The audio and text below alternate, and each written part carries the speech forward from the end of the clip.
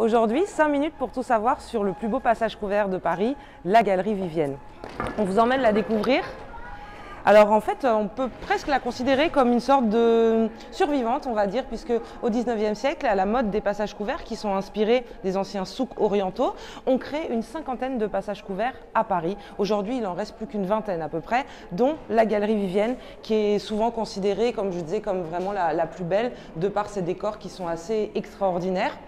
Donc on avance là dans la galerie côté rue Vivienne, justement, celle qui lui a donné son nom. Et en fait, cette galerie, ce qu'elle a d'assez exceptionnel, c'est qu'elle a été refaite au fur et à mesure du temps et elle a une personnalité assez forte liée à la mode. Parce que c'est ici que Kenzo fait son premier défilé de mode et c'est aussi ici que s'installe Jean-Paul Gaultier avec sa première boutique.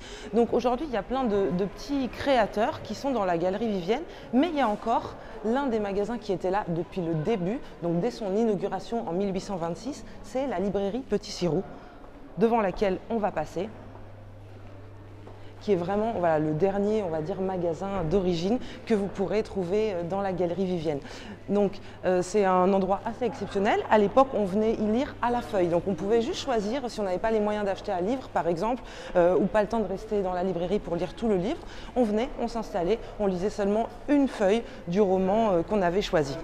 Voilà, aujourd'hui, vous pouvez acheter des manuscrits anciens. Là, c'est pour tous les fans aussi de livres anciens.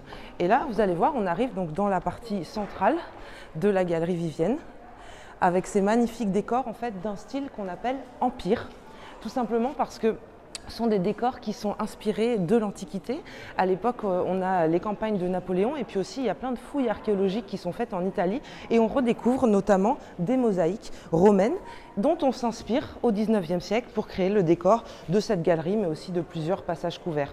Donc on s'en inspire pour le sol mais aussi on va avancer, vous verrez dans cette galerie principale, on s'en inspire pour les décors muraux.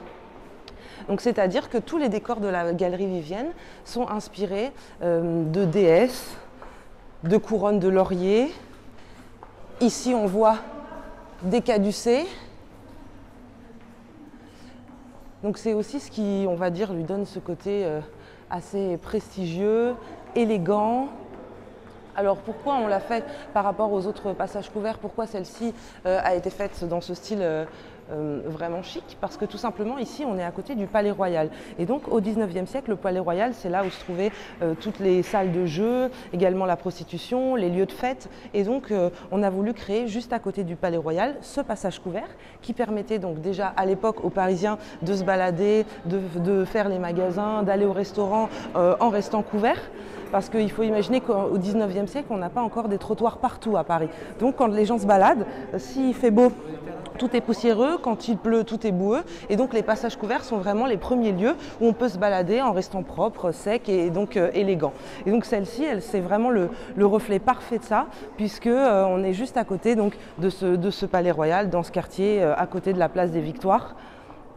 Et comme c'est une galerie très à la mode, à l'époque, on demande à un personnage parisien assez célèbre de venir assurer sa sécurité, c'est Vidocq. Peut-être que vous en avez déjà entendu parler.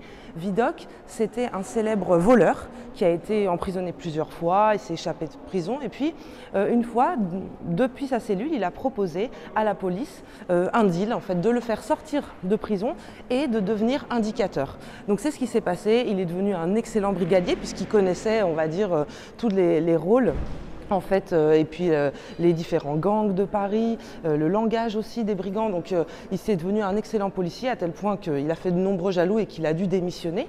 Et donc il s'est installé ici, on va passer devant l'endroit où il habitait, au numéro 13 de la Galerie Vivienne. Et c'est là qu'il a créé le bureau de renseignement pour le commerce, en fait tout simplement le premier cabinet de détectives privés de France. Donc on va passer devant chez lui et Vidocq, vous en avez peut-être déjà entendu parler.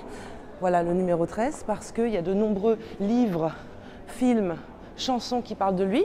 Le dernier en date, c'est le film L'Empereur de Paris où Vincent Cassel joue le rôle justement de Vidocq qui est sorti en décembre 2018. Alors, on va juste ressortir de la galerie et je vous invite, si vous venez un jour visiter cette galerie, à aussi continuer vers les autres passages couverts. Donc, vous pouvez visiter Dans le prolongement, le passage des panoramas, le passage Jouffroy, le passage Verre d'eau, qui sont tous dans des styles vraiment très particuliers.